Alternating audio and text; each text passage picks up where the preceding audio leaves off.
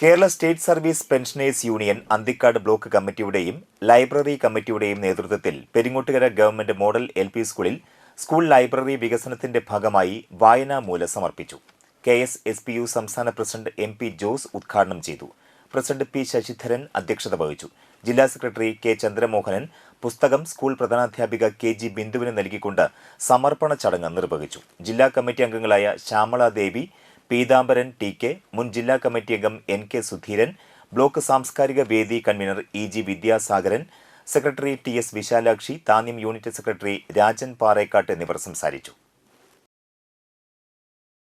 മറ്റ് സർവീസ് സംഘടനകൾക്കോ അതുപോലെ മറ്റ് പെൻഷൻ സംഘടനകൾക്കോ ഒന്നും ഇല്ലാത്ത തരത്തിൽ പൊതുജനങ്ങളിലേക്ക് ഇറങ്ങി പൊതുജനങ്ങൾക്ക് ഉപകാരപ്രദമായ എന്തെങ്കിലും പ്രവർത്തനങ്ങൾ ഏറ്റെടുത്ത് നടത്തണം എന്നുള്ളത് ഞങ്ങളുടെ നിയമാവലിയിൽ തന്നെ പറയുന്ന കാര്യമാണ്.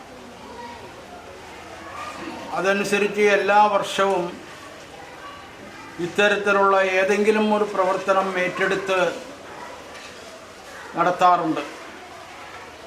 ഈ വർഷം അതിൻ്റെ ഭാഗമായി ഞങ്ങളുടെ യൂണിയൻ ഓഫീസുകളിൽ, ബ്ലോക്ക് ജില്ലാ ഓഫീസുകളിലൊക്കെ, അതുപോലെ തന്നെ ബ്ലോക്ക് അതിർത്തിയിൽപ്പെട്ട ഏതെങ്കിലും വിദ്യാലയങ്ങളിലൊക്കെ പുസ്തക കോർണർ തയ്യാറാക്കാനും വായനാശീലത്തിന് കൂടുതൽ പ്രചരണം നൽകാനും കുട്ടികളെ അതിലേക്ക് കൊണ്ടുവരാനുമായിട്ടുള്ള പ്രവർത്തനങ്ങൾ നടത്താൻ തീരുമാനിച്ചിരിക്കുകയാണ്.